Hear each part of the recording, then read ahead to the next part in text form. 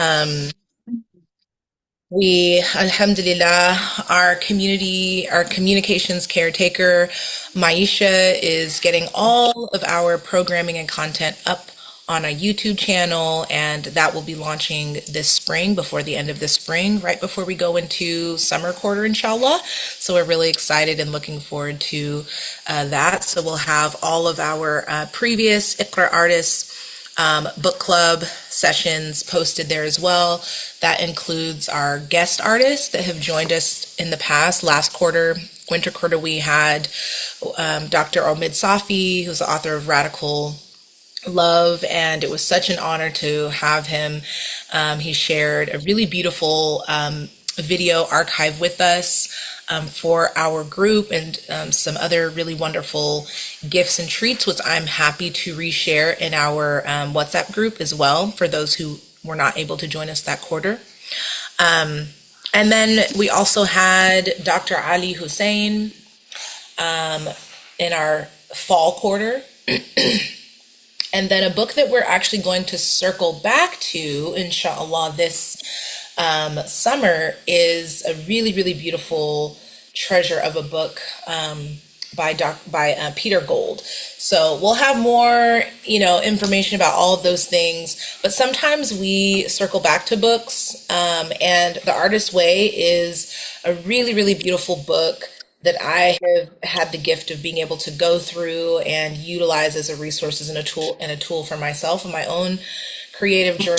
And our guest, Noura Ahmed, who is the founder of Noor Collective, she, brought a group of folks through a couple of the chapters in The Artist's Way previously. And so we really wanted to do like a part two where we could do a deeper dive where we go through the entirety of the book and also do it with the accompanied journal. So it was very important to us that we have the opportunity to do like a real deep dive into the creative process where there is structure, but also opportunity for flexibility and play in creative writing and processing, but also most importantly to just be in space with other creatives who are wanting to design and build out and have discussion and kind of dream together and imagine, but still have that structure and discipline.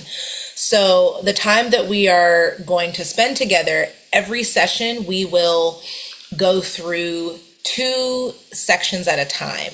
We will read them out loud.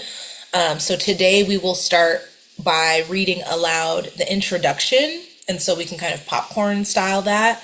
We'll invite people, we'll invite you all to read if you would like. If you would not like to read out loud, you are more than welcome to decline. If you would like to volunteer to read out loud, you can put it in the chat, or you can also just raise your hand, and we'd be happy to, have your voice into the space. So just so that we kind of have understanding of what the flow is going to be like for the first portion of our time together, we're going to just jump right in. We're going to start off with the introduction. And for those of you who do or don't have the book, I'm just going to show you what we're working with. So this is The Artist's Way. This is the entirety of the book, A Spiritual Path to Higher Creativity by Julia Cameron. And then it also comes with The Artist's Way Morning Pages Journal. And so this is the book that we will be doing the creative writing with. But if you have had an opportunity to kind of look through it, after you read each section, it gives you different prompts. So we won't be doing in this session, we'll read through week 1 and 2. But then we won't be doing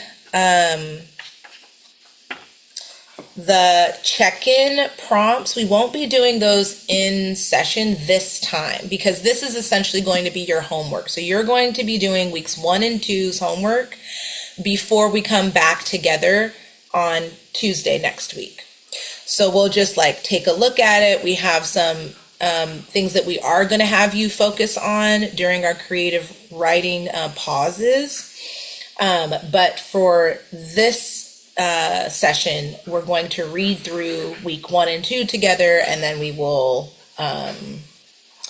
have some other discussion. So, and then the rest of the weeks that we are together, you'll have an opportunity to actually do some of those things in our sessions. So that's essentially how the flow will go.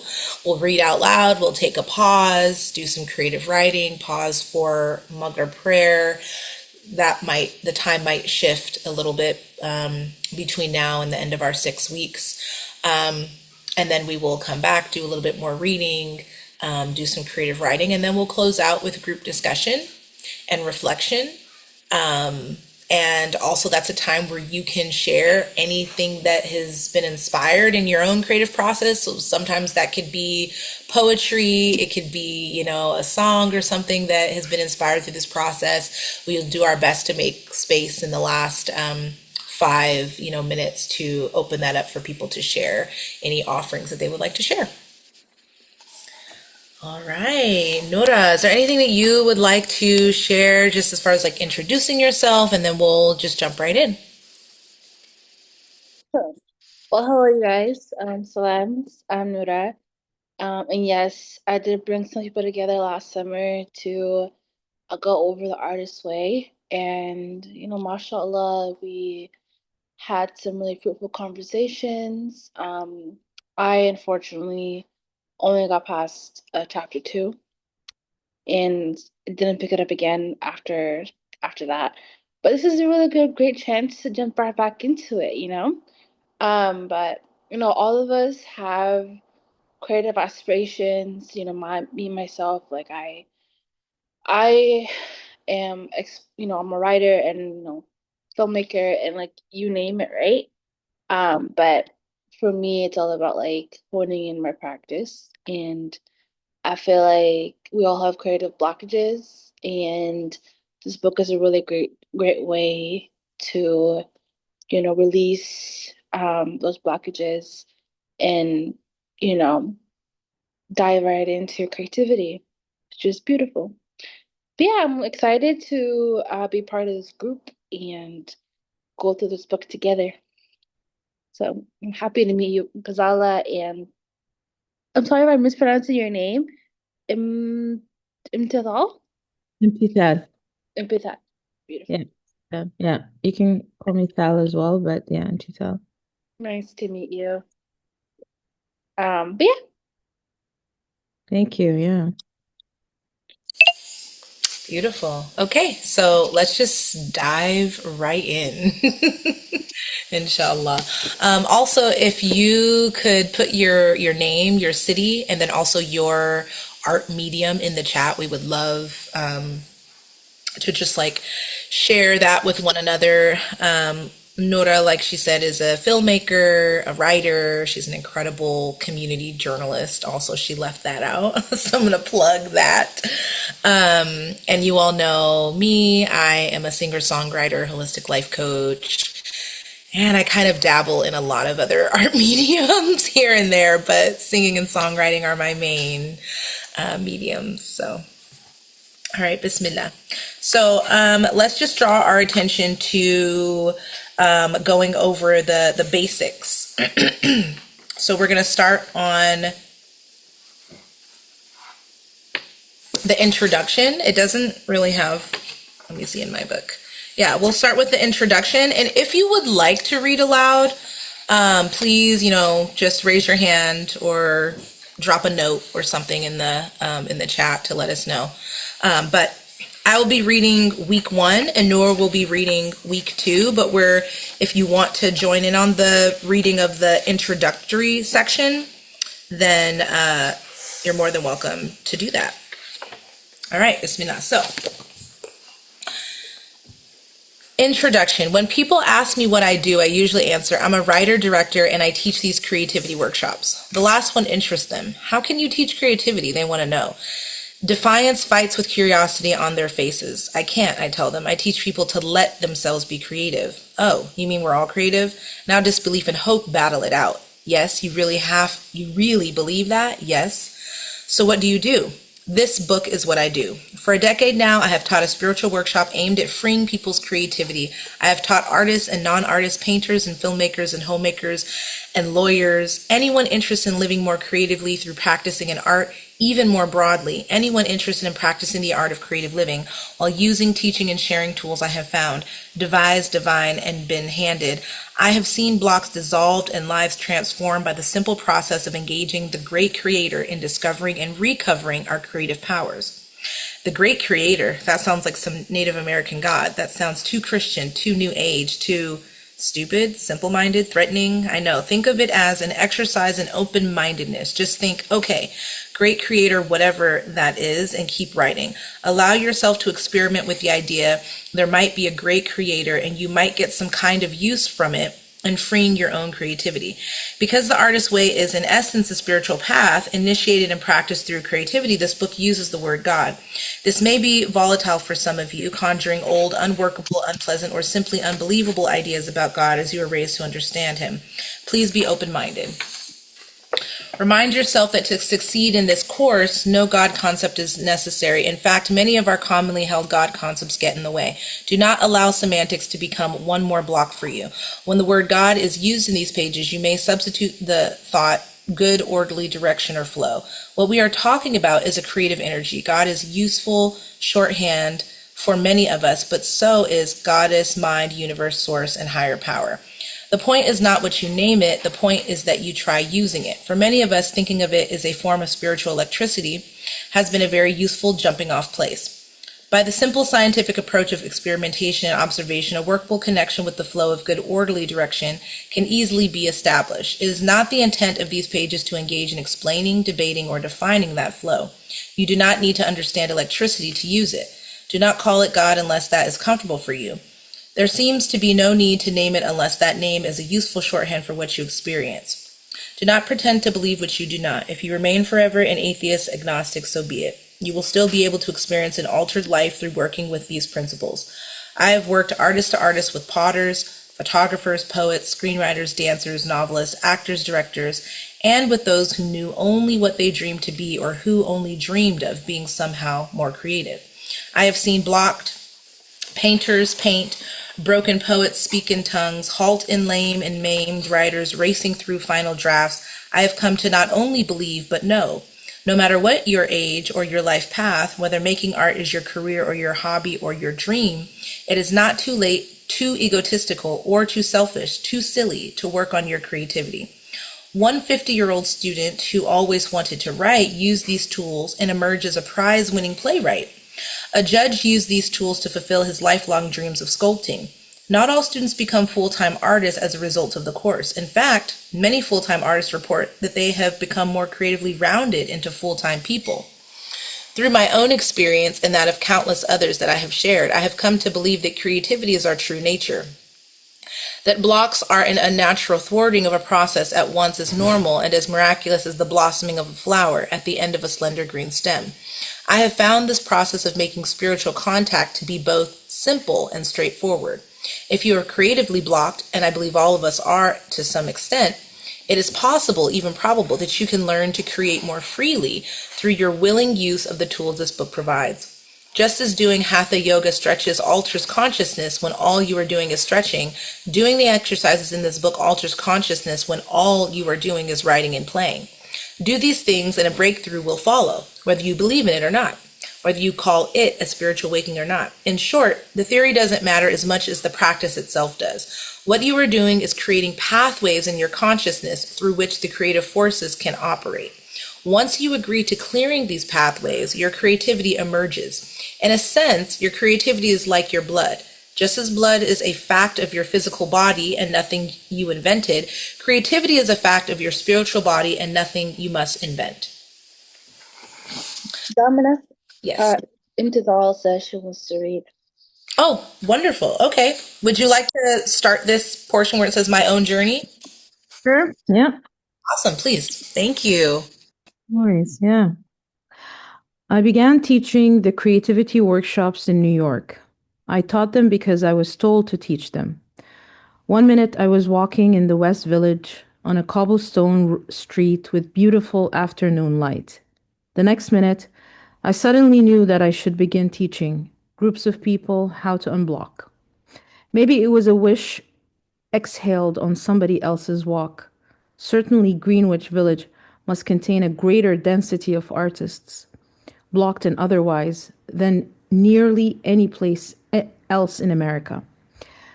I need to unblock. Someone may have breathed out. I know how to do it. I may have responded, picking up the cue. My life has always included strong internal directives, marching orders, I call them. In any case, I suddenly knew that I did not know how to unblock people and that I was meant to do so, starting then and there with the lessons I myself had learned. Where did the lessons come from? In 1978, in January, I stopped drinking. I had never thought drinking made me a writer, but now I suddenly thought not drinking might make me stop. In my mind, drinking and writing went together like, well, scotch and soda. For me, the trick was always getting past the fear and onto the page. I was playing beat the clock, trying to write before the booze closed in like fog, and my window of creativity was blocked again. By the time I was 30 and abruptly sober, I had an office on the Paramount lot and had made a whole career out of that kind of creativity. Creative in spasms, creative as an act of will and ego, creative on behalf of others. Creative, yes, but in spurts, like blood from a severed carotid artery. A decade of writing, and all I knew was how to make these headlong dashes and hurl myself against all odds at the wall of whatever I was writing. If creativity was spiritual in any sense, it was only in its resemblance to a crucifixion. I fell upon the thorns of prose. I bled. If I could have continued writing the old painful way, I would certainly still be doing it. The week I got sober, I had 2 national magazine pieces out, a newly minted feature script, and an alcohol problem I could not handle any longer. I told myself that if sobriety meant no creativity, I did not want to be sober, yet I recognized that drinking would kill me and the creativity. I needed... Yeah, that statement, I had to say it to someone in work. So weird synchronicity. Anyway, I did not want to be sober, yet I recognized that drinking would kill me and the creativity. I needed to learn to write sober or else give up writing entirely. Necessity, not virtue, was the beginning of my spirituality. I was forced to find a new creative path, and that is where my lessons began. I learned to turn my creativity over to the only God I could believe in, the God of creativity, the life force. Dylan Thomas called the force that through the green fuse drives the flower. I learned to get out of the way and let the creative force work through me. I learned to just show up at the page and write down what I heard. Writing became more like eavesdropping and less like inventing a nuclear bomb. It wasn't so tricky, and it didn't blow up on me anymore. I didn't have to be in the mood. I didn't have to take my emotional temperature to see if inspiration was pending. I simply wrote, no negotiations. Good, bad. None of my business. I wasn't doing it. By resigning as the self-conscious author, I wrote freely. In retrospect, I'm astounded I could let go of the drama of being a suffering artist. Nothing dies harder than a bad idea, and few ideas are worse than the ones we have about art. We can charge so many things off to our suffering artist identity. Drunkenness, promiscuity, fiscal problems, a certain ruthlessness or self-destructiveness in matters of the heart. We all know how broke, crazy, promiscuous, unreliable artists are. And if they don't have to be, then what's my excuse? The idea that I could be sane, sober, and creative terrified me. Implying it as it did, the possibility of personal accountability. You mean if I have these gifts, I'm supposed to use them? Yes. Providentially, I was sent another blocked writer to work with, and at this time, I began to teach him what I was learning. Get out of the way, let it work through you, accumulate pages, not judgments. He too began to unblock. Now there were two of us. Soon I had another quote unquote victim, this one a painter. The tools worked for visual artists too. This was very exciting to me. In my grander moments, I imagined I was turning into a creative cartographer, mapping a way of confusion for myself and for whoever wanted to follow. I never planned to become a teacher. I was only angry I'd never had a teacher myself. Why did I have to learn what I learned the way I learned it?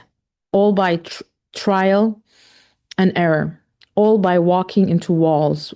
We artists should be more teachable, I thought. Shortcuts and hazards of the trial could be flagged. There were the thoughts that eddied with me as I took my afternoon walks, enjoying the light of the Hudson, plotting what I would write next, enter the marching orders I was to teach. Within a week, I was offered a teaching position and space at the New York Feminist Art Institute, which I had never heard of. My first class, blocked painters, novelists, poets, and filmmakers assembled themselves. I began teaching them the lessons that are now in this book. Since that class, there have been many others and many more lessons as well. The Artist's Way began as informal class notes mandated by partner Mark Bryan. As word of mouth spread, I began mailing out packets of materials. A peripatetic Jungian, John Gianni, spread word of the techniques wherever he lectured, seemingly everywhere. Requests for materials always followed. Next, the Creation Spirituality Network got word of the work, and people wrote in from Dubuque, British Columbia, Indiana. Students materialized all over the globe. I'm in Switzerland with the State Department. Please send me. So I did. The packets expanded and the number of students expanded. Finally, as the result of some very pointed urging from Mark, write it all down. You can help a whole lot of people. It should be a book. I began formally to assemble my thoughts. I wrote, and Mark, who was by this time my co-teacher and taskmaster, told me what I had left out. I wrote more, and Mark told me, he reminded me that I had seen plenty of miracles to support my theories and urged me to include those too. I put on the page what I had been putting into practice for a decade.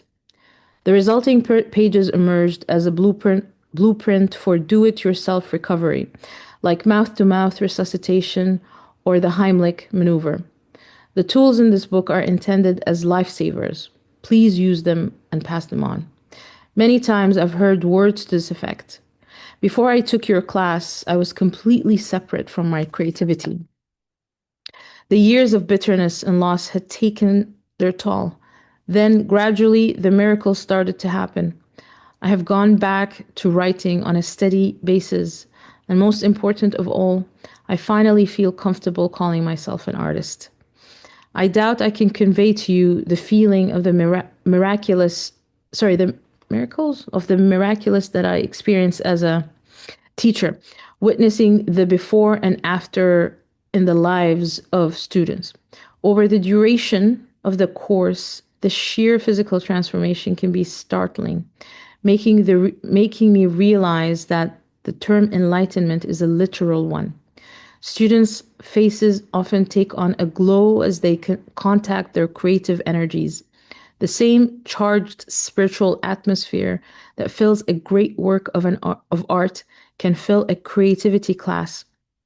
In a sense, as we are creative beings, our lives become our work of art.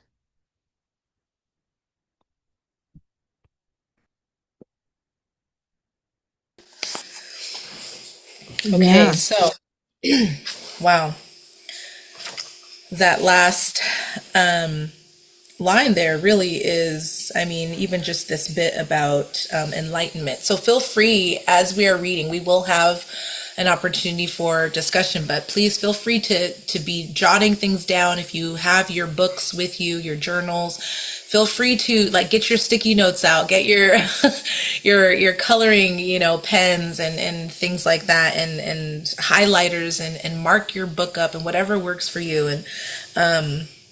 And let the creative process begin now. It's like give yourself permission to begin again and again and again and again, and allow this to be something that is fun and playful and enjoyable and gentle, and whatever you need it to be. And we'll talk about intention as well. We'll actually do we'll deep dive a little bit into intention and creating ritual for yourself. Okay, so we'll go on to spiritual electricity, the basic principles. But before we do that, I want to, if you see me glancing over, I'm just looking out my window. I'm kind of keeping track of the sun going down because I know that folks will take a prayer pause soon, God willing.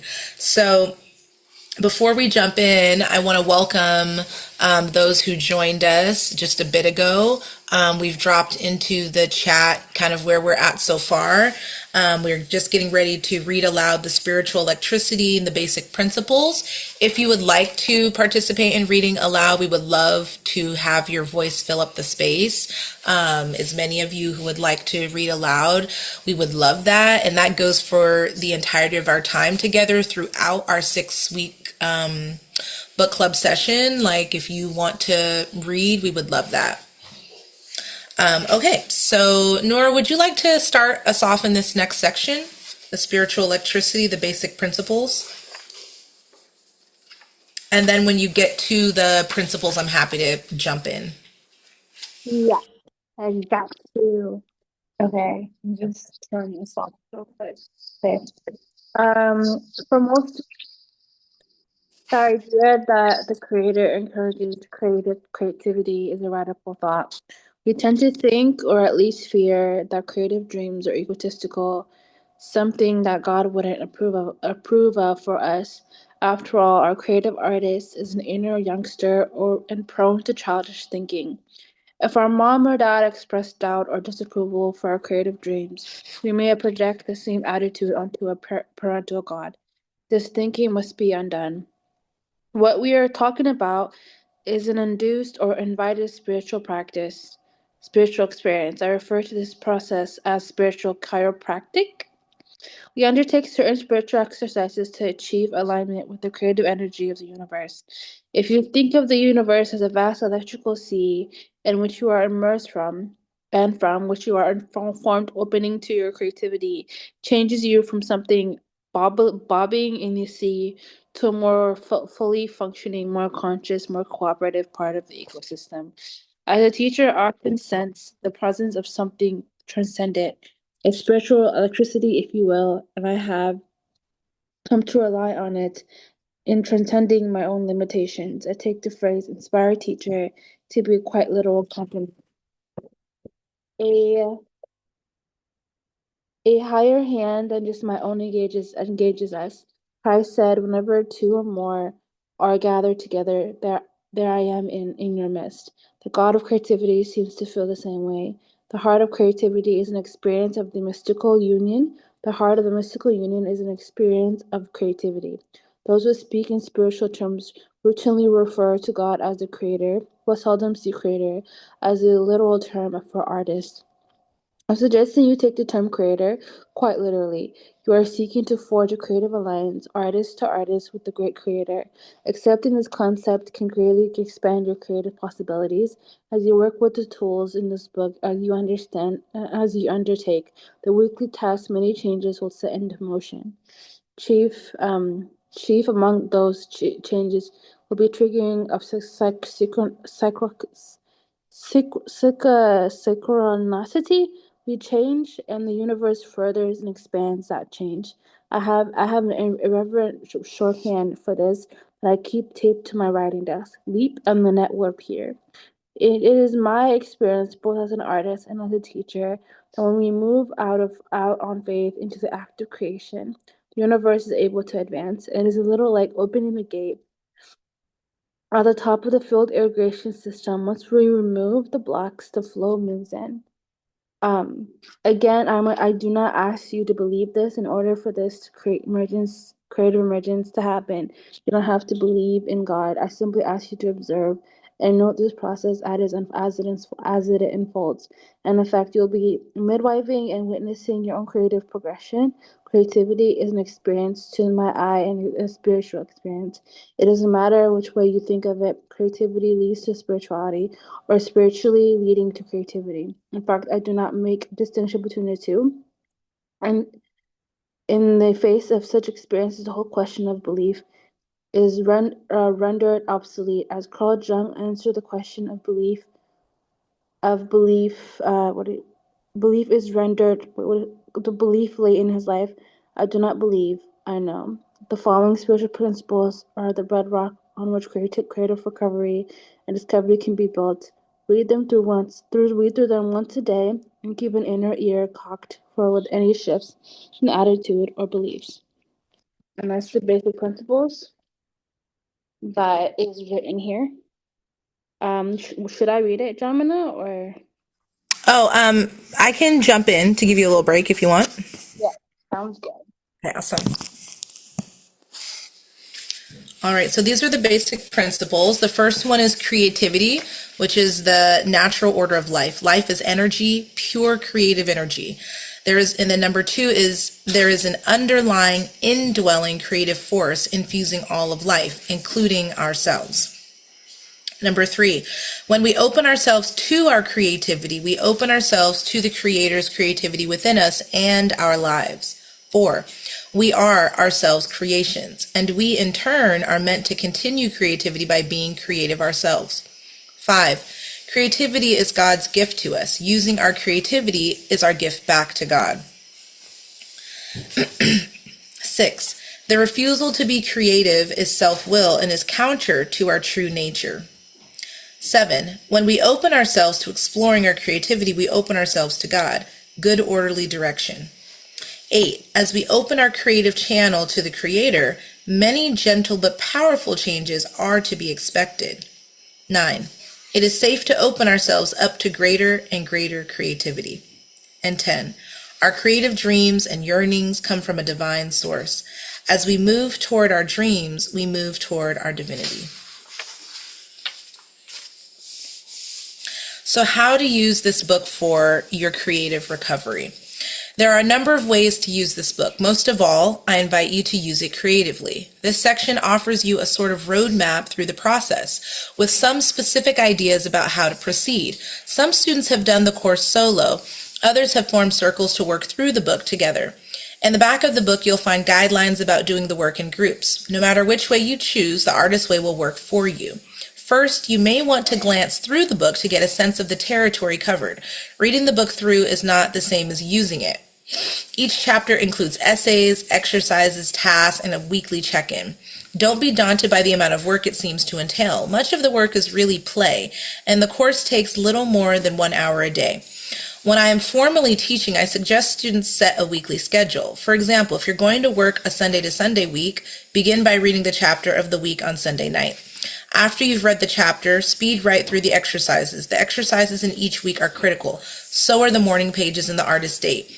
More about those in the next chapter. You probably won't have time to complete all of the other tasks in any given week. Try to do about half. Know that the rest are there for use when you are able to get back to them. One thing that I'm just going to kind of plug for anyone who has already gone through the entirety of the book and you're kind of like circling back as a refresher, I use this as sort of like a reference point. It's a really great tool. Also, if you're a journaler, I've been a journaler my whole life since, maybe middle school. And so it's a really great way to kind of look back on your process, your creative process, and to come back to it and add things to it. You could even kind of build on, adding other journals once you go through it, but kind of look at it in some ways as a reference point, like a tool that you can always come back to. Okay. So, in choosing which half of the task to do, use two guidelines. Pick those that appeal to you and those you strongly resist. Leave the more neutral ones for later. Just remember in choosing that we often resist what we most need. In all, make a time commitment of about 7 to 10 hours a week, an hour a day, or slightly more if you choose. Now, I'm going to also just suggest you could, as long as you are consistent, you could even commit to like 30 minutes a day. So I'd say about 30 to 60 minutes also works really well. In all, make a time commitment. This modest commitment to using the tools can yield tremendous results within the 12 weeks of the course. The same tools used over a longer period can alter the trajectory of a lifetime. In working with this book, remember that the artist's way is a spiral path. You will circle through some of the issues over and over, each time at a different level. There is no such thing as being done with an artistic life. Frustrations and rewards exist at all levels on the path. Our aim here is to find the trail, establish our footing, and begin the climb. The creative visas that open will quickly excite you. And I believe, Amina, you would like to read. So, Yeah. thank you. Assalamu alaikum, everyone. What to expect? Many of us wish we were more creative. Many of us sense we are more creative, but unable to effectively tap that creativity. Our dreams elude us. Our lives feel somehow flat. Often we have great ideas, wonderful dreams, but are unable to actualize them for ourselves. Sometimes we have specific creative longings we would love to be able to fulfill, learning to play the piano, painting, taking an acting class, or writing. Sometimes our goal is more diffuse. We hunger for what might be called creative living, an expanded sense of creativity in our business lives, in sharing with our children, our spouse, our friends. While there is no quick fix for instant pain free creativity, creative recovery or discovery is a teachable, trackable spiritual process. Each of us is complex and highly individual, yet there are common recognizable denominators to the creative recovery process. Working with this process, I see a certain amount of defiance and giddiness in the first few weeks. This entry stage is followed closely by explosive anger in the course's midsection. The anger is followed by grief, then alternating waves of resistance and hope. This peaks and valleys phase of the growth becomes a series of expansions and contractions, a birthing process in which students experience intense elation and defensive skepticism. This choppy growth phase is followed by a strong urge to abandon the process and return to life as we know it. In other words, a bargaining period. People are often attempted to abandon the course at this point. I call this a creative U-turn. Recommitment to the process next triggers the free fall of a major ego surrender. Following this, the final phase of the course is characterized by a new sense of self, marked by increased autonomy, resilience, expectancy, and excitement, as well as by the capacity to make and execute concrete creative plans. Would you like me to continue? Yes, so you can go through and then just stop at the basic tools. Okay. This sounds like a lot of emotional tumult. It is. When we engage in a creative recovery, we enter into a withdrawal process from life as we know it. Withdrawal is another way of saying detachment or non-attachment, which is emblematic of consistent work with any meditation practice. In movie terms, we slowly pull focus, lifting up and away from being embedded in our lives until we attain an overview. This overview empowers us to make valid creative choices. Think of it as a journey with difficult, varied, and fascinating terrain. You are moving to higher ground. The fruit of your withdrawal is what you need to understand as a positive process, both painful and exhilarating.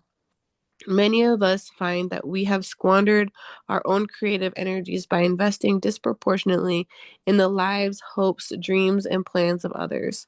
Their lives have obscured and detoured our own. As we consolidate a core through our withdrawal process, we become more able to articulate our own boundaries, dreams, and authentic goals. Our personal flexibility increases while our malleability to the whims of others decreases. We experience a heightened sense of autonomy and possibility. Ordinarily, when we speak of withdrawal, we think of having a substance removed from us. We give up alcohol, drugs, sugar, fats, caffeine, nicotine, and we suffer withdrawal. It's useful to view creative withdrawal a little differently. We ourselves are the substance we withdraw to, not from. As we pull our overextended and misplaced creative energy back into our own core, we begin to excavate our buried dreams. This is a tricky process. Some of our dreams are very volatile, and the mere act of brushing them off sends an enormous surge of energy bolting through our denial system. Such grief, such loss, such pain. It is at this point in the recovery process that we make what Robert Bly calls a descent into ashes. We mourn the self we abandoned. We greet this self as we might greet a lover at the end of a long and costly war. To effect a creative recovery, we must undergo a time of mourning. In dealing with the suicide of the nice self we have been making do with, we find a certain amount of grief to be essential. Our tears prepare the ground for our future growth. Without this creative moistening, we may remain barren. We must allow the bolt of pain to strike us. Remember, this is useful pain. Lightning illuminates. How do you know if you are creatively blocked? Jealousy is an excellent clue. Are there artists whom you resent? Do you tell yourself, I could do that if only? Do you tell yourself that if only you took your creative potential seriously, you might stop telling yourself it's too late? Stop waiting until you make enough money to do something you'd really love. Stop telling yourself, it's just my ego whenever you yearn for a more creative life. Stop telling yourself that dreams don't matter, that they're only dreams, and that you should be more sensible. Stop fearing that your family and friends would think you crazy. Stop telling yourself that creativity is a luxury and that you should be grateful for what you've got. As you learn to recognize, nurture, and protect your inner artist, you will be able to move beyond pain and creative constriction. You will learn ways to recognize and resolve fear, remove emotional scar tissue, and strengthen your confidence. Damaging old ideas about creativity will be explored and discarded. Working with this book, you will experience an intensive guided encounter with your own creativity, your private villains, champions, wishes, fears, dreams, hopes, and triumphs. The experience will make you excited, depressed, angry, afraid, joyous, hopeful, and ultimately more free.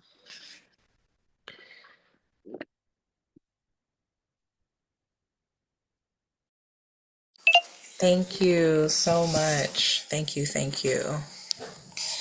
Okay, so what we're going to do, excuse me, is we did want to make sure that we had an opportunity to break for prayer for those who are on Pacific Standard Time on the West Coast. So, and it is getting pretty dark. The sun is gone down here. So what we're going to do, alhamdulillah, is we've come to like a really good pause point. I think we'll pause here. We will come back at 8 o'clock. So that gives about 6 minutes or so.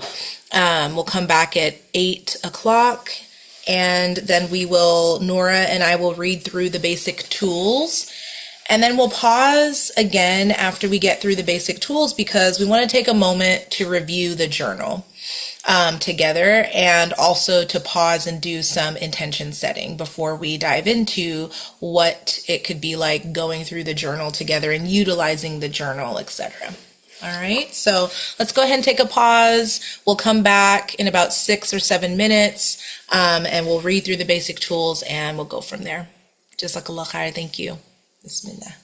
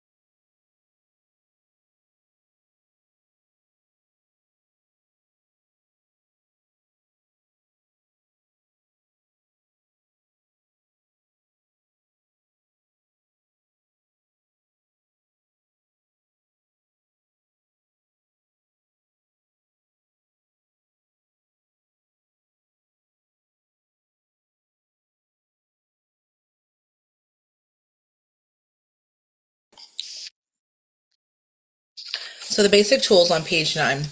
There are 2 pivotal tools in creative recovery: the morning pages and the artist date. A lasting creative awakening requires the consistent use of both. I like to introduce them both immediately and at sufficient length to answer most of your questions. This chapter explains these tools carefully and in depth. Please read it with special care and begin the immediate use of both tools.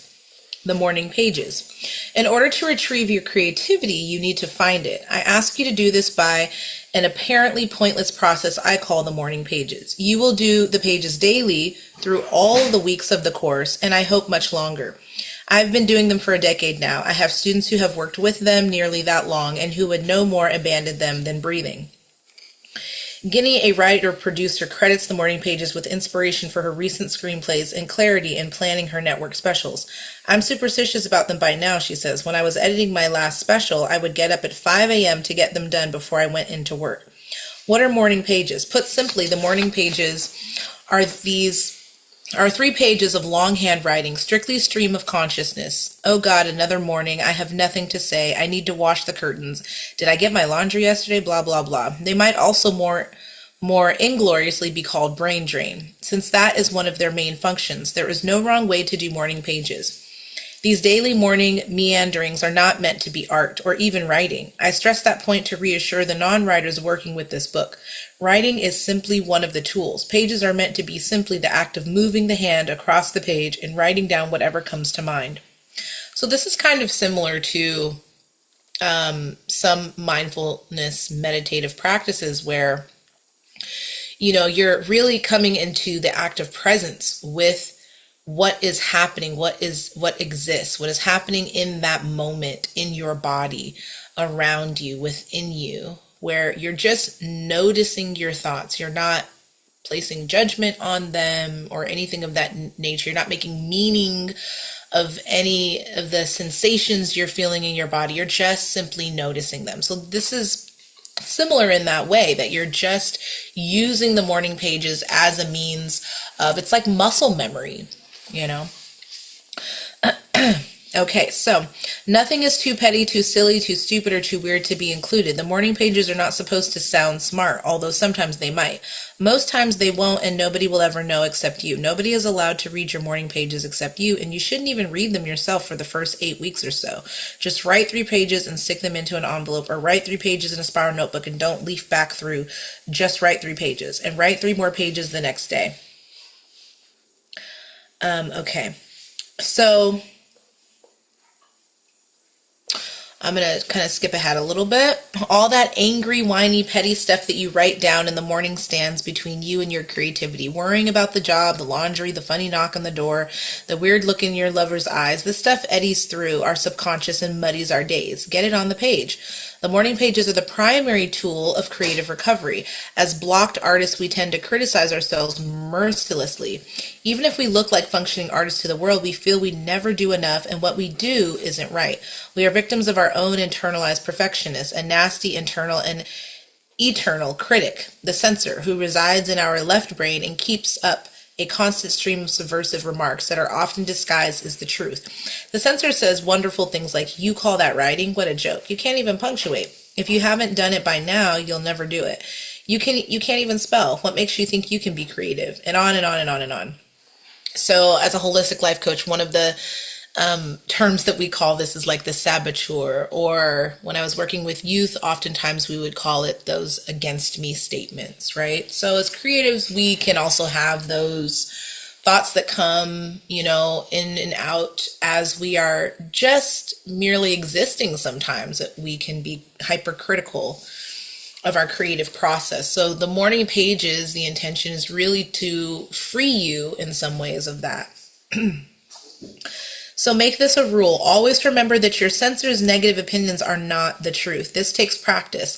By spilling out of bed and straight onto the page every morning, you learn to evade the censor. Because there is no wrong way to write the morning pages, the censor's opinion doesn't count. Let your censor rattle on, and it will. Just keep your hand moving across the page. Write down the censor's thoughts if you want to. Note how it loves to aim for your creative jugular. Make no mistake, the censor is out to get you. It's a cunning foe. Every time you get smarter, so does it. So you write So you wrote one good play. The censor tells you that's all there is. So you drew your first sketch. The censor says it's not Picasso. Think of your censor as a cartoon serpent slithering around your creative Eden, hissing vile things to keep you off guard. So again, this is sort of like that saboteur, those, against me statements that kind of creep in, that make you feel like you are an imposter in your own world. And one of the things that we can think about when those things come up is how children, they're operating in their natural disposition. So in Islam, we call this the fitra. They're operating in their natural disposition. They have much less, if, not at all, this censor, so to speak. They're just allowing themselves to be in a state of complete flow.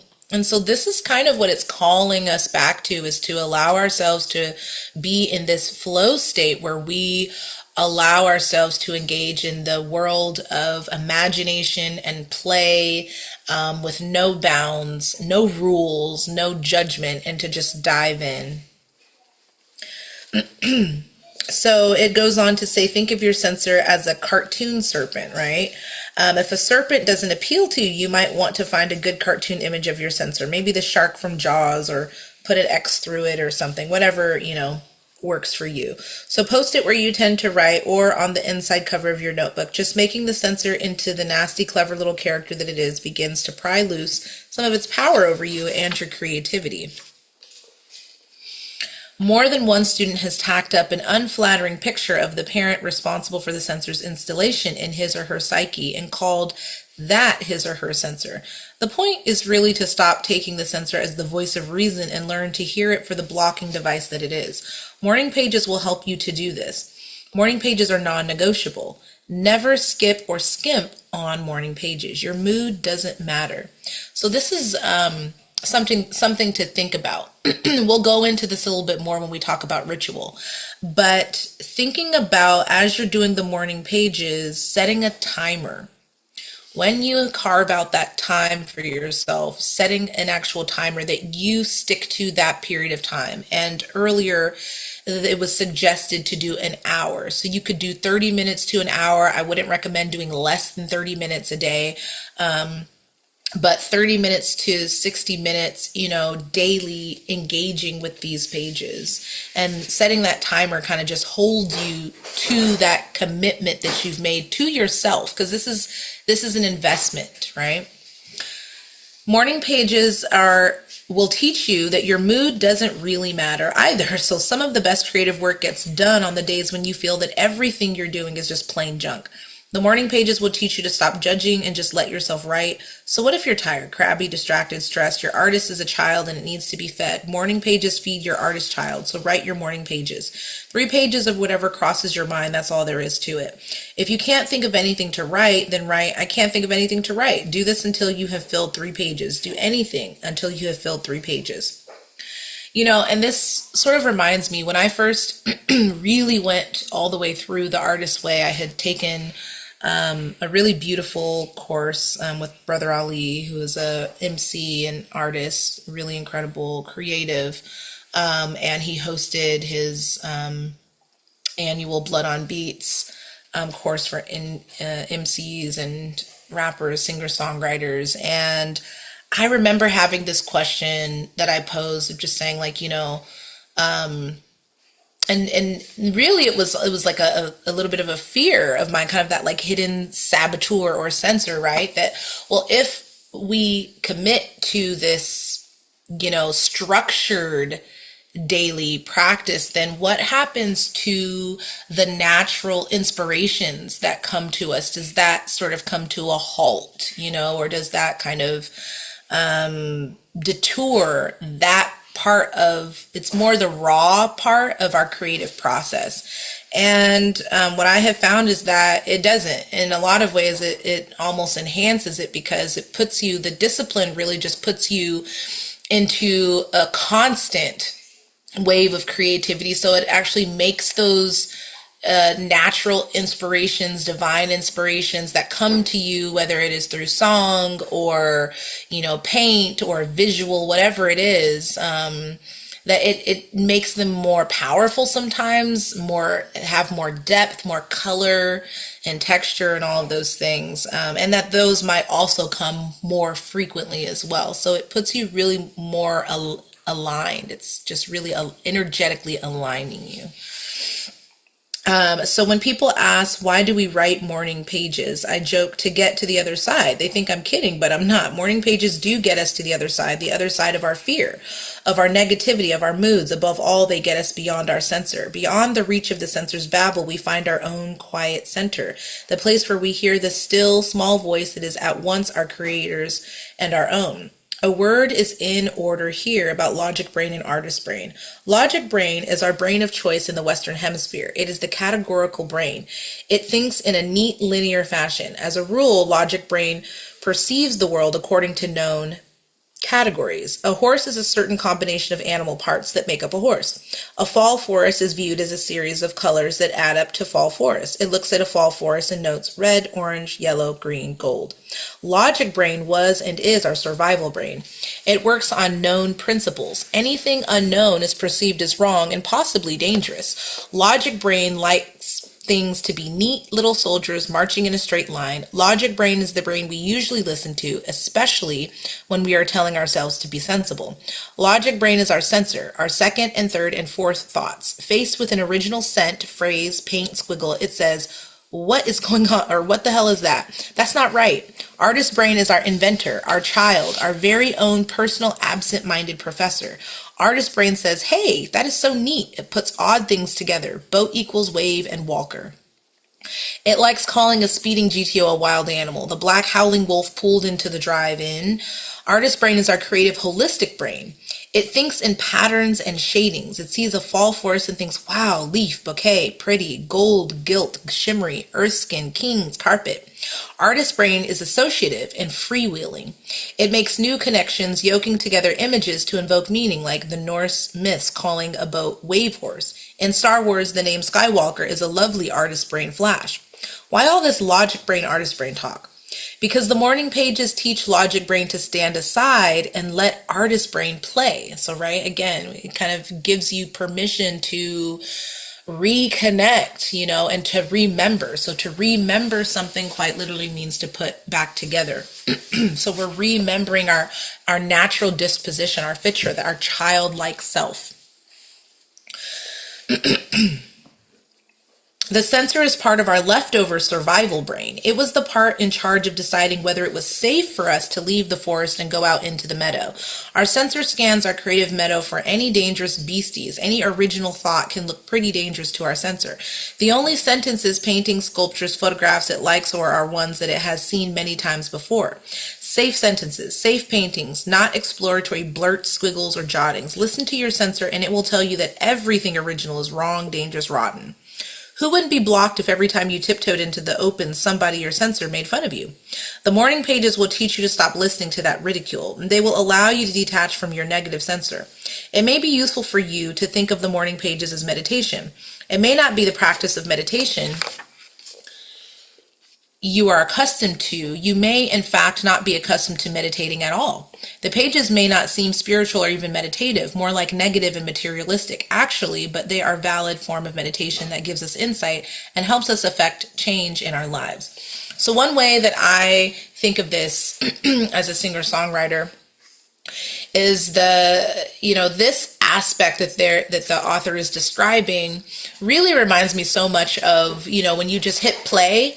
You record and you just freestyle. You just, whatever comes to your mind, doesn't even matter if it doesn't make sense. Doesn't matter if it doesn't even rhyme. It's like you just get it all out. And this is something that in the African American community growing up, we would do this constantly. It's still like a daily part of my practice. I could be driving and my children can attest to this. And I might say, grab my phone and just hit the record. And I'll just start whatever comes out, just blurt it out.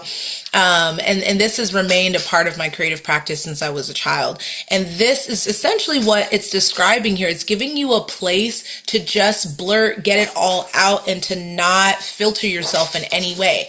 Then you can always go back and kind of piece things in a way that, that you wanted or whatever, which oftentimes, we do. Sometimes we don't, right? But it's really a matter of just getting it all out. So then it goes on to say, let's take a look at what we stand to gain by meditating. There are many ways of thinking about meditation. Scientists speak of it in terms of brain hemispheres and shunting techniques. We move from logic brain to artist brain and from fast to slow, shallow to deep. Management consultants in pursuit of corporate physical health have learned to think of meditation primarily as a stress management technique. Spiritual seekers choose to view the process as a gateway to God. Artists and creativity mavens approve of it as a conduit for higher creative insights. All of these notions are true as far as they go. They do not go far enough. Yes, we will alter our brain hemisphere, lower our stress, discover an inner contact with the creative source, and have many creative insights. Yes, for any one of these reasons, the pursuit is a worthy one. Even taken in combination, however, they are still intellectual constructs for what is primarily an experience of wholeness, rightness, and power. We meditate to discover our own identity, our right to place in the scheme of the universe. Through meditation, we acquire and eventually acknowledge our connection to an inner power source that has the ability to transform our outer world. In other words, meditation gives us not only the light of insight, but also the power for expansive change.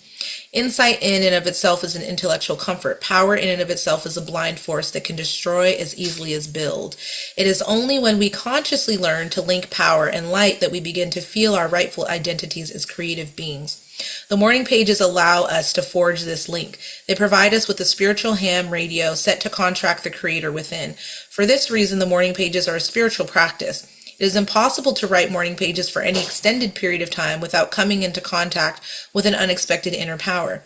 Although I used them for many years before I realized this, the pages are a pathway to a strong and clear sense of self. They are a trail that we follow into our own interior, where we meet both our own creativity and our creator. Morning pages map our own interior. Without them, our dreams may remain terra incognita. I know mine did. Using them, the light of insight is coupled with the power for expansive change. It is very difficult to complain about a situation morning after morning, month after month, without being moved to constructive action. The pages lead us out of despair and into undreamed of solutions. The first time I did morning pages, I was living in Taos, New Mexico. I had gone there to sort myself out into what I didn't know. For the third time in a row, I had a film scuttled due to studio politics. Such disasters are routine to screenwriters, but to me they felt like miscarriages. Cumulatively, they were disastrous. I wanted to give the movies up. Movies had broken my heart. I didn't want any more brain children to meet untimely deaths. I'd gone to New Mexico to mend my heart and see what else, if anything, I might want to do.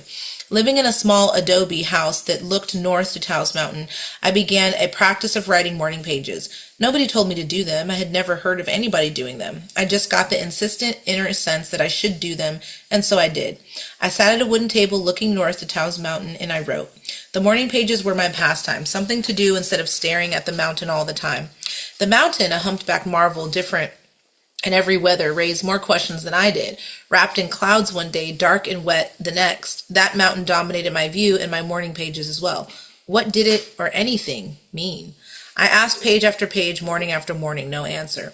And then one wet morning, a character named Johnny came strolling into my pages. Without planning to, I was writing a novel. The morning pages had shown me a way. Anyone who faithfully writes morning pages will be led to a connection with a source of wisdom within. When I am stuck with a painful situation or problem that I don't think I know how to handle, I will go to the pages and ask for guidance. To do this, I write LJ as a shorthand for me, Little Julie.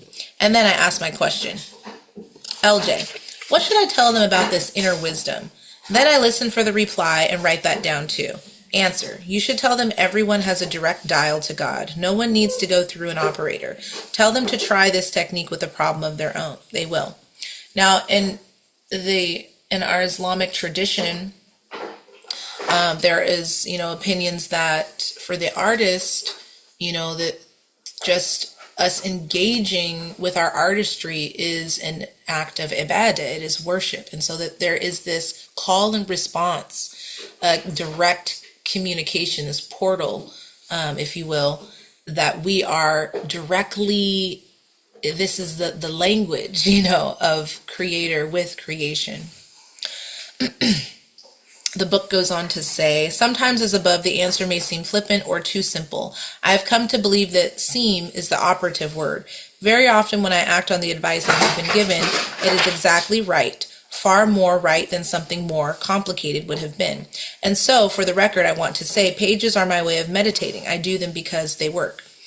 A final assurance. The morning pages will work for painters, for sculptors, for poets, for actors, for lawyers, for housewives, for anyone who wants to try anything creative. Don't think they are a tool for writers only. Hooey, these pages are not intended for writers only. Lawyers who use them swear they make them more effective in court. Dancers claim their balance improves, and not just emotionally. If anything, writers who have a regrettable desire to write morning pages instead of just do them may have the hardest time seeing their impact.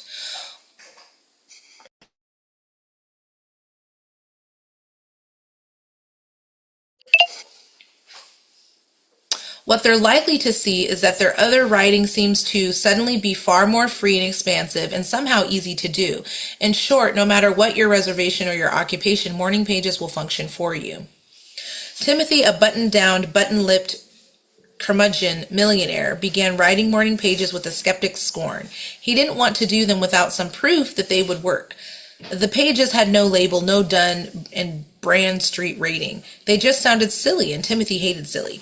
Timothy was, in street parlance, a serious player. His poker face was so straight it looked more like a fireplace poker than a mere card sharp's defense. Practiced for years in the corporate boardroom, Timothy's invincible facade was as dark, shiny, and expensive as mahogany. No emotion scratched the surface of this man's calm. He was a one-man monument to the masculine mystique. So I'm going to pause there, and Nura is going to finish us out through the rest of basic tools. We'll take another pause when we get on page 23 because I want to go over the contract with you all, because we're going to talk about intention, and that's when we'll pause and we'll give you all an opportunity to write out your intentions and fill in the contract on your morning page journal. If you don't have your morning page journal yet, it is okay. You can write it out for now on whatever paper or journal that you do have. Bismillah. Oh, all right. Timothy agreed to the pages, but only because he had paid good money to be told to do them. Within 3 weeks, straight-laced, pin-stripped, Timothy became a morning page advocate. The results of his work then with them convinced him. He started, heaven forbid, to have a little creative fun. I bought guitar strings for this old guitar had lying around, recorded one week, and then I rewired my stereo. I bought some wonderful Italian recordings. Although he hesitated to acknowledge it even to himself, Timothy's writer's block was melting. Up at dawn, Gregorian chant on the stereo. He was writing freely. Not everyone undertakes the morning pages with such obvious antagonism. Phyllis, a leggy racehorse socialite who for years had hidden her brains behind her beauty and her life behind her man's tried the morning pages with a great deal of service cheer and an inner conviction they would never work for her. It had been 10 years since she had allowed herself to write anything other than letters and a bread and butter list. About a month into morning pages, seemingly out of nowhere, Phyllis got her first poem. In the 3 years she had used the pages since she has written poems, speeches, radio shows, and a nonfiction book. Anton, a grumpy but graceful in his use of the pages, accomplished unblocking as an actor. Laura, talented but blocking as a writer, painter, and musician, found the morning pages moved her to the piano, typewriter, and paint supplies. While you may undertake this course with an agenda as to what you want unblocked, the tools may free creative areas that you have long ignored or been blind to. Our inboard used the pages to unblock creative writer, moved from being one of Germany's top music critics to composing for the first time in 20 years. She was stunned and made several is that the word? Ecstatic transatlantic calls to share her good news. Often the students most resistant to morning pages come to love them the best. But Ken in one page is a very good sign. Loving them is a good sign too if you keep writing, even if you suddenly don't. A neutral attitude is the third position. But it's really just a defensive strategy that may mask boredom. Okay. Boredom is just what's the use in disguise, and what's the use is fear, and fear means you circulate in despair. So you put your fears on the page, put anything on the page, put 3 pages of it on the page. The other of the artist date. Okay. The other basic tool of the artist way may strike you as a non-tool, a diversion. You may see clearly how not morning pages could work, yet you find yourself highly dubious about something called the artist state. I assure you, the artist state works too. Think of this combination of tools in terms of the radio receiver and transmitter. It is a two-step, two-directional process: out and then in. During morning pages, what's the word? You are sending and notifying yourself and the universe of your dreams, dissatisfaction, hopes. During your artist state, you are receiving, opening yourself to insight, inspiration, and guidance. What is exactly an artist state? An artist day is a block of time, perhaps 2 hours weekly, especially set aside and committed to nurturing your creative subconscious, creative consciousness, your inner artist. In its most primary form, the artist state is an excursion, a play day that you pre-plan, defend against all interlopers. You do not take anyone on this artist date, but you and your inner artist, your creative child. That means no lovers, friends, spouses, children, no taggers on any stripe. If you think this sounds stupid or that you will never be able to afford the time, identify that reaction as resistance. You cannot afford not to find time for the artist dates. Do you spend quality time with other children? Troubled couples are often asked by their therapist. Parents of disturbed children are asked the same thing. Well, what do you mean quality time? Is the usual weasel response. We spend a lot of time together. Yes, but is it quality time? Do you ever have fun together? Therapists may press. Fun? Whoever heard of having fun in a relationship like this one? Do you go on dates just to talk, just to listen to each other? Dates, but we're married, too busy, too broke, too scared. The therapist may interrupt. Hey, don't sugarcoat it. It is frightening to spend quality time with a child or a lover or an artist can be seen as both to us. A weekly artist day is remarkably threatening and remarkably productive. A date with my artist? Yes, the artist needs to be taken out, pampered, and listened to. There are many ways to evade this commitment, as there are days of your life. I'm too broke is a favorite one. Although no one said the date need involve elaborate expenses, your artist is a child. Time with a parent matters more than a money spent. A visit to a great drugstore, a solo trip to the beach, an old teen movie alone together, a visit to an aquarium or an art gallery. These cost time, not money. Remember, it is a time commitment that is sacred. And looking for a parallel, think of a child of a divorce who gets to see a beloved parent only on weekends. During most of the week, your artist is in custody of a stern workday adult. What the child wants is attention, not expensive outings. What the child does not want is to share their precious parent with someone like your significant other. Spending time in solitude with your artist child is essentially self nurturing. A long country walk, a solitary expedition to the beach for a sunrise or a sunset, a sortie out of the strange church to hear gospel music, to an ethnic neighborhood to taste foreign sights and sounds.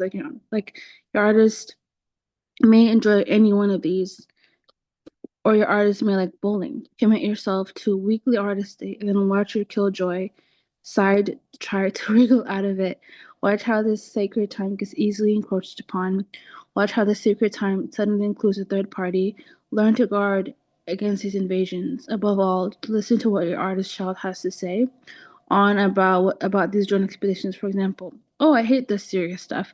Your artist may exclaim if you persist in taking it only to grown up places that are culturally edifying and good for you. Listen to that. It is telling your art needs more playful and flow, and a little fun can go a long way toward making your work feel more like play.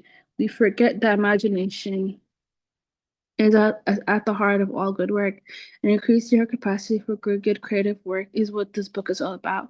You're lucky to find yourself avoiding your artist state. Recognize this resistance as a fear of intimacy. Self intimacy, often in troubled relationships, we settle into an avoidance pattern with our significant others. You don't want to hear what they're thinking because it just might hurt. So we avoid them, knowing that once they get that chance, their significant others probably blurt out something we don't want to hear. It is possible they will want the hints we want an answer we don't have, and we can't give. Wait, what? Where was I? We don't want to hear. It is possible that they want an answer we don't have and can't give them. It is equally possible we might do the same to them, and that then two of us will stare at each other like with astonishment, saying, "But I never knew you felt like that." It is probable that these self-disclosures, frightening though they are, will lead to the building of a real relationship, one in which participants are free to be who they are and and to become what they wish. And the possibility is what makes the risk of self-disclosure and true intimacy profitable. In order to have a real relationship with our creativity, we must take the time and care to cultivate it. Our creativity will use this time to confront us, to confide in us, to bond with us, and to plan. The more pages acquaint us with what we think and what we think we need. We identify problem areas and concerns. We complain, enumerate, identify, isolate, fret. This is one step, analogous to prayer in the course of the release endangered by our artist state. Step one, we begin to hear solutions, perhaps equally important. We begin to fund the creative reserves we will draw on in fulfilling our artistry. One thing that I've learned about artist days in particular is like what it teaches us is devotion to ourselves, devotion to our practice, devotion. And one thing that's also something that we learn about in Islam as well is especially when it comes to our five daily prayers, is being devoted and everything. Filling the well, stuck in the pond. Art is an image using tool. Sorry, am I missing something? Okay. No, you're great. Keep going. You're doing great. Okay. In order to create, we draw from our inner well. The inner wall in artistic art as a reservoir is ideally like a well-stocked trout pond. We've got big fish, little fish, fat fish, skinny fish, an abundance of artistic fish to fry. As artists, we must realize that we have to maintain this artistic ecosystem. If we don't give some attention to upkeep, our well is apt to become depleted, stagnant, or blocked. Any extended period or piece of work draws heavily on an artistic well. Overtapping the well, like overfishing the pond, leaves us with diminished resources. We fish in vain for the images we acquire. Our work dries up, and we wonder why. Because when it was going so well, the truth is that work can dry up because it is going well. Our art as artists, we must learn to be nourishing. We must become alert enough to consciously replenish our creative resources as we draw on them to restart our trout pond, to speak so to speak. I call this process filling the well. Filling the well involves active pursuit of images to refresh our artistic reservoirs. Art is born in attention, its midwife is detail. Art may seem to spring from pain, and perhaps that is because pain serves to focus our attention onto detail. For instance, the excruciatingly beautiful curve of a lost lover's neck. Art may seem involve broad strokes, grand schemes, great plans, but it's the attention to detail that stays with us. A singular image is what haunts us and becomes art. Even in the midst of pain, the singular image brings delight. The artist who tells you different is lying. In order to function in the language of art, we must learn to live in it comfortably. The language of art is image, symbol. It is the wordless language, even when our very art is to chase with words. The artist's language is an essential one, a language of felt experience. When we work on we dip into the well of our experience and scoop out images. Because we do this, we need to learn how to put images back. How do we feel that? Well, we feed images. Art is an artist's brain pursuit. The artist's brain is our image brain, home and haven to our best creative impulses. The artist's brain cannot be reached or triggered effectively by words alone. The artist's brain is a sensory brain, sight and sound, smell and taste and touch. These are all the elements of magic, and magic is the elemental stuff of art. In the filling the well, think magic, think delight, think fun. Do not think duty. Do not think what you should do. Spiritual setups like reading a dull but recommended critical text. Do what intrigues you. Explore what interests you. Think mystery and mastery. not mastery. A mystery draws us in, leads us on, lures us. A duty, excuse me, a duty numbs us out, turns us off, tunes us out. In the filling the well, we should follow the sense of mysteriousness, not our sense of what we should do, what you should know more about. A mystery cannot be simple. If I drive this road, not my usual road, what will I see? Changing a known route throws us into the now.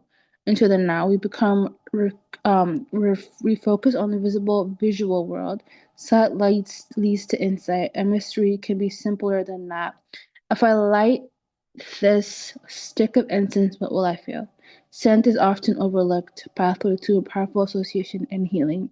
The scent of Christmas at any time of the year, or the scent of fresh bread or homemade soup, can nourish the hungry artist within.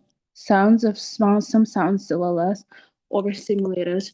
10 minutes of listening to a great piece of music can be very effective via meditation. 5 minutes of barefoot dancing to drum music can send our artists into a play-free day refresh. Following the well needn't be all novelty. Cooking can fill that well. When we chop and pare vegetables, we do so with our thoughts as well. Remember, art is an artist's brain pursuit. The brain is reached through rhythm, through rhyme, not reason. Scraping a carrot, peeling an apple, these actions can quite literally food for thought. And a regular repetitive action primes the well. Writers have heard many woeful tales of the Bronte sisters and the poor Jane Austen forced to hide their stories under their needlework. A little experiment with this mending can cast a whole new light of these activities. Needlework, by definition, regular and repetitive, both soothes and stimulates the artist within. Whole whole plots, um, whole plots can be stitched up while we sew. As artists, we can literally reap what we sow. Why do I get my best ideas in the shower? An exasperated Einstein is said to have remarked, brains research now tells us that this is because showering is an artist's brain activity. Showering, swimming, scrubbing, shaving, steering a car, so many S-like words. All of these regular, repetitive actions that may tip us over are from our logic brain into our more creative brain. Solutions to sticky the problem may bubble up through the dishwasher, emerge on the freeway just as we were executing a tricky merge. Learn which of these works best for you and use it. Many artists have found it useful to keep a notepad or a tape recorder next to them as they drive. Steve Spielberg claims that his best ideas have come to him as he was driving for the freeways. There was no accident negotiating the flow of traffic. He was an artist immersed in oncoming, ever-altering flow of images. Images trigger the artist's brain. Image fill the well. Our focused attention is critical to filling the well. We need to counter our life experiences, not ignore them. Many of us read compulsively to screen our awareness. On a crowded, interesting train, we train our attention on newspaper, losing the sights and sound around us, all images for the well. Can I stop here?